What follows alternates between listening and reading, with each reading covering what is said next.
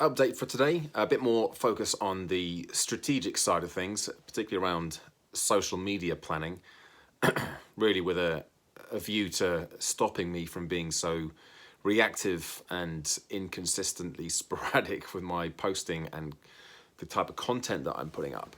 And I do put up some, if I don't mind, don't say so myself, some reasonably decent content. It's just there's no real strategy behind it. Anyway, I've talked about this before, and today was I spent a good chunk of time, good 90 minutes, going through the sort of content, the schedule that I should be posting to on LinkedIn, Instagram, and Facebook in particular. I'm not really touching Twitter too much at the moment, but certainly those three platforms.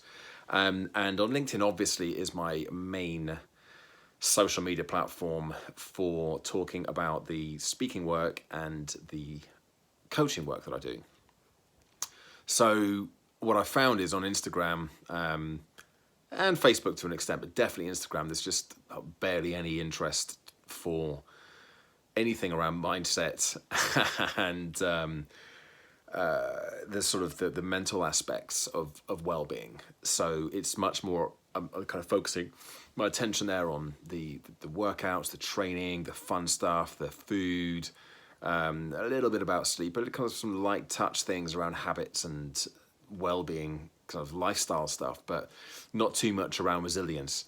And I'll kind of save those posts and that content for LinkedIn, which is kind of what I had been doing. I want to get back up to doing much more regular content. I've posted every day on LinkedIn every day this year, and often multiple times, but there was a point where I was posting 3 or 4 times a day, and that's where I want to get back to.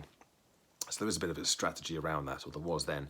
But the thing that I need to have in place is a schedule of content. Otherwise, I find myself saying, what am I going to post today? And when I sit down and plan it out in advance, it's easy. I don't have to have had it all written. I just have to have the title or the topic that I'm going to write or do a video about. So that's really what today was about. So there's a bit of a kind of a link in there with the speaking stuff. It feels like it's, I've been thinking about that. It's been on my mind. I've got my planner over there. Like they're the objectives to kind of talk and create and add value in the core pillars that are very much in line with the things that I speak about. And then obviously to be saying, look, I'm a speaker. These are the services that I'm currently offering. This is how I'm delivering my work at the moment. And getting in touch with the people who I think would be in a position to benefit from some of the things that I train and coach about. So that's where we are at the moment with things. I had sort of thought that I might get a chance to try making a couple of those calls. The challenge is, as I said before, I've got to actually get out the house in order to do that. So there might be more of a chance tomorrow afternoon to do that, as I'll have to get out to the shop briefly in the afternoon.